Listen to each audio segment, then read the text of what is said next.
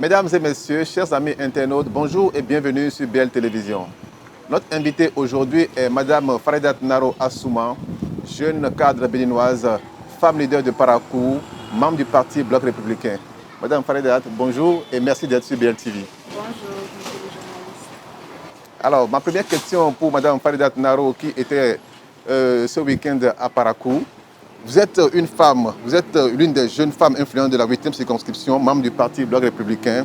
Dites-nous comment va le parti Bloc républicain depuis les dernières élections.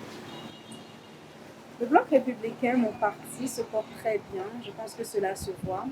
Certes, pour le moment, les choses sont assez silencieuses sur le terrain. Mais la question, c'est de savoir comment vont les autres partis. Ce n'est pas le Bloc républicain qui a gagné pendant ces élections. Nous sommes conscients que les résultats n'ont pas été à la hauteur de nos attentes parce que nous avons finalement eu qu'un siège sur les 6. Donc, je me demande bien comment vont les autres partis. L'Union progressiste ou alors encore les démocrates qui ont eu 4 sièges. Et la question qu'il faut se poser, c'est que les populations qui ont pensé voter contre le régime en allant vers l'opposition, actuellement, qu'est-ce qu'ils en pensent? Comment vont les démocrates à Parakou? Comment vont les démocrates dans la 8e circonscription? Et je pense que c'est ça la vraie question. C'est que nous ne les voyons pas. Nous ne savons pas où sont les démocrates. Les élus, ceux qui ont été élus, les députés démocrates, vous ne les voyez pas sur le terrain. Et quand vous allez au marché, vous voyez les problèmes des populations, ils se rendent compte aujourd'hui qu'ils ont fait un mauvais choix. Et là, je pense que ça commence déjà, les regrets se font remarquer. Parce que quand on est élu, la moindre des choses, c'est de venir faire des tournées, de venir se présenter, parce qu'on représente le peuple qui nous a élus, mais on n'a pas encore vu ça par rapport dans le septentrion. Votre parti n'a pas fait un score honorable lors des dernières élections. Alors, est-ce que fait le Bloc républicain pour déjà reconquérir cette base au niveau de la 8e circonscription? Le Bloc républicain en lui-même est conscient que les résultats n'étaient pas à la hauteur des attentes. Nous avons eu qu'un siège sur les 6 et nous savons que nous avons beaucoup à faire. Aujourd'hui, nous remarquons surtout que les populations qui ont voté l'opposition, voulant faire porter leur voix pour que l'attention de la rupture du gouvernement vienne vers eux, ont compris qu'il vaut mieux avoir affaire à un démon qu'on connaît qu'à un ange qu'on ne connaît pas. Et ces gens qu'ils ont élus, aujourd'hui on ne les voit pas sur le terrain. Ils sont absents et c'est l'occasion pour nous, en tout cas membres du Bloc républicain, de revenir vers eux, de leur tendre la main et de leur montrer que nous sommes là pour leur bien. Qui de mieux pour défendre leurs intérêts que ceux qui sont au pouvoir? Donc nous travaillons, certes sans beaucoup de tapage, mais je pense que ceux-là qui ont voté contre nous, aujourd'hui, ont compris que c'est avec nous qu'ils doivent travailler. Et ça se fait. Je pense que ça se fait. Donc, vous pensez que comment dirais-je, ce score, cette avancée des démocrates sur le terrain est un mécontentement des populations, c'est l'expression du mécontentement des populations Oui, qui se sont exprimées? Oui, clairement. Clairement, les populations ont voulu montrer qu'ils ont besoin de l'attention du chef de l'État, qu'ils ont besoin de l'attention de notre président Patrice Talon, qui, parfois, à travers les projets et l'avancement des réalisations dans certaines localités, donne l'impression de ne pas s'intéresser au septentrion. Et moi, personnellement, quand je vois Porte-Novo, quand je vois Cotonou, je suis jalouse. Je me dis, mais et Parakou? Quand vous voyez Porte-Novo en 6 ans, Porte-Novo a changé les routes, tout ça, asphaltage, c'est devenu VIP. Mais quand vous venez à Parakou, c'est de la tristesse, tout est calme. Et voilà, les populations ont voulu montrer, oui, on t'aime, comme j'aime le dire souvent, mais nous avons besoin que tu portes le regard encore sur nous. Parakou aussi, c'est au Bénin et nous sommes tous des enfants. Alors, merci, vous êtes l'une des porte-voix de la jeunesse et cette jeunesse se plaint du manque d'infrastructures et du niveau de développement de Parakou. Une commune assez particulière, comme vous venez de le rappeler tout à l'heure, vous avez dit, vous avez parlé de Porte-Novo, vous avez parlé de Cotonou, qui effectivement à l'image, comment dirais-je, plaisent beaucoup plus. Alors, Dites-nous, que répondez-vous à ceux qui à Parakou expriment ce mécontentement-là, qui se disent, qui pensent que Parakou a été abandonné? Quelle assurance leur donnez-vous sur ce plan-là? Bon, je ne dirais pas qu'ils le disent, mais qu'on le dit. Je porte la voix des Paraquois. Et moi aussi, je suis témoin et je suis consciente de l'impraticabilité des voies de Parakou. Vous avez vu, hier j'ai fait un tour à moto, c'était une catastrophe, notamment dans le 2e arrondissement. Quand vous prenez Parakou, il n'y a pas de centre de loisirs. Vous allez faire un tour au stade, vous allez voir. Nous n'avons qu'un seul stade. Et, en tout cas, ça ne flatte pas à l'œil. Les enfants, les week-ends, il n'y a pas où est-ce qu'ils vont s'amuser. Bon, nous n'avons pas de plage, certes à Parakou, mais au moins nous aurons besoin de piscine. Nous n'avons pas de centres commerciaux. Quand vous prenez Cotonou, par exemple, il y a Erevan. En tout cas, il y a des lieux où les gens peuvent s'amuser. Il y a des esplanades où on peut offrir des concerts, la place de l'Amazon. Bon, excusez-moi, mais même notre Bioguerra communal, local, le guerrier Bariba est mieux représenté à Cotonou qu'à Parakou. Excusez-moi, mais c'est pas possible en fait. Et c'est ça que les Paraquois disent. Vous ne nous emmenez rien et pire, vous nous prenez encore notre héros. Quand vous venez voir le Bioguerra de Parakou, mais dis donc, il ne ressemble pas du tout à un Bariba en tout cas. Donc, je pense que tout ça, ça révolte les populations. Les populations auraient aimé avoir plus d'attention du gouvernement, plus d'attention du chef de l'État, que nous-mêmes nous soyons un peu plus valorisés. Et là, je parle au nom des populations. Maintenant, ce qu'il faut retenir surtout, c'est que le gouvernement ne met pas en place des projets en fonction de l'humeur des populations ou en fonction de son bon vouloir. Il y a un PAG qui est suivi. Et ce PAG est réparti de localité en localité, en toute impartialité plutôt. Donc, si Parakou n'est pas encore pris en compte, c'est que le moment n'est pas encore arrivé. Mais là encore, c'est qu'on va lancer l'appel au chef de l'État pour qu'il puisse accélérer les projets d'asphaltage qui seront faits ici. Et en dehors de ça, je pense que pour les autres projets, notamment dans le tourisme, les autres infrastructures, les marchés comme à Cotonou, je pense que le chef de l'État peut encore donner une instruction pour que ce soit vite accéléré dans le septentrion ici. Mais je pense que les projets seront pris en compte, tout est déjà établi et que le gouvernement garde quand même une ligne de conduite et une feuille de route. Mais les gens sont pressés. C'est vrai, les projets les projets du PAG sont là et vont arriver, mais les gens sont pressés. Tout à l'heure, vous avez évoqué Parakou, vous avez évoqué Cotonou. Les gens de Parakou veulent voir déjà au moins quelque chose sorti de terre. Alors, qu'est-ce que vous pouvez leur dire pour les rassurer? C'est vrai, vous êtes membre du parti, le bloc républicain, parti qui, comment dirais-je, qui fait partie du gouvernement de la rupture. Qu'est-ce que vous pouvez leur dire pour les rassurer, pour leur dire que mes frères, mes compatriotes, patientez, le gouvernement arrive? Bon, j'aurais eu cette facilité à le dire si mon parti était majoritaire à la fin de ces élections. Aujourd'hui, je ne suis pas trop en position de faire de grandes promesses parce que les démocrates l'emportent sur le terrain. Ce que je peux dire, c'est que nous avons constaté et nous avons entendu le cri à travers les votes dans les urnes le 8 janvier passé, mais que nous pouvons toujours travailler ensemble.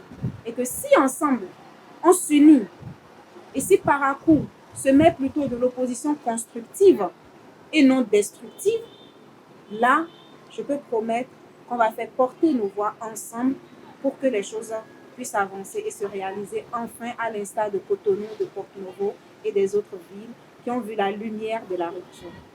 Ok, mais vous, personnellement, c'est vrai, on a parlé de la population de Parakou, de leurs sentiments, mais quel est votre sentiment à vous? Est-ce que selon vous, Parakou est abandonné?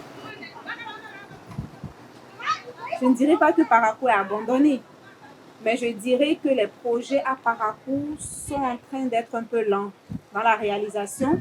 Quand je vois le niveau de vitesse avec lequel les projets du Sud avancent, quand je vois asphaltage dans Atapa, excusez-moi, mais Parakou représente déjà, Atopa représente au moins le tiers de Parakou. Hein.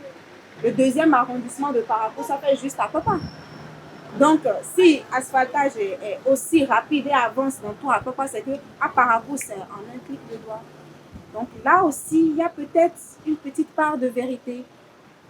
Mais d'autre part, c'est qu'on ne peut pas en vouloir au gouvernement de ne pas accélérer les choses dans une localité quand les populations de cette localité montrent qu'ils ne sont pas d'accord avec ce qui se fait ou bien montrent toujours un mécontentement malgré tout ce qui se fait. Parce que n'oublions pas que Parakou, oui, c'est une ville, mais le Bénin, quand quelqu'un vient au Bénin, il descend d'abord à Cotonou. Donc l'aéroport, c'est important. Le port, c'est important. Certes, nous avons besoin de ça à Parakou aussi. Notre port, on ne l'a jamais vu. Notre aéroport non plus. Mais on est en train d'aller vers une croissance économique nationale. Quand on parle de Glodibé, la zone industrielle, ça fera de l'économie sur le plan national. Il y aura des jeunes de Parakou qui seront recrutés là-bas aussi. Et les vêtements qui vont être produits là-bas, tous les produits réalisés là-bas, vont être vendus aussi à Parakou. Ça fait le commerce national. Donc, il ne faut pas trop aller dans un sentiment de distinction ou de ségrégation. Non, non, non, je suis contre ça parce que là, il faut parler d'unité nationale. Mais, n'empêche qu'il faut quand même demander à ce que les projets aussi, de ce côté du pays, soient accélérés aussi. Quel est votre message? Quel est votre message aujourd'hui à l'endroit de cette jeunesse-là, des Paraquois qui ont cette foi? Qu'est-ce que vous avez à leur dire? Les jeunes de Parakou, ce sont mes frères, ce sont mes maris, ce sont mes enfants. Parakou, c'est chez moi. Et ça m'attriste beaucoup de voir cette atmosphère endeuillée dans la ville. Parakou est calme. Vous savez, dans le mois de Ramadan, Parakou est une ville très animée, je vous dis. En temps normal, à 3 h du matin, vous commencez à entendre les mortiers déempilés dans toute la ville. À 19 h, c'est un festin dans Parakou. Vous venez devant des carrefours, vous voyez des jarres de bouillie avec des beignets, des gens se partager ça. Il y a toujours un environnement convivial, un air spécial Ramadan à Parakou. Mais cette année, je ne ressens pas ça. Mais qu'est-ce qui a tué cette ambiance-là? La déception, le manque d'espoir. On se dit après 6 ans, en tout cas, ici, moi, dans ce quartier, parce que c'est mon quartier aussi, rien n'a été fait. Ni route, ni caniveau, ni marché, rien. La cherté de la vie aussi. Les fruits ont augmenté de prix. C'est pas possible. Ce que je vous dis, monsieur le journaliste, c'est pas possible. Hein? Même les fruits. L'orange à 75 francs hein, actuellement. L'unité. L'unité. Pour rompre le jeûne. Il n'y a même pas de pommes. Alors là, les bananes, n'en parlons pas. Tout ce qui nous reste à Parakou actuellement, c'est les mangues. Et même les mangues ont refusé de mûrir à Parakou. Donc, pour vous dire à quel point la situation est compliquée.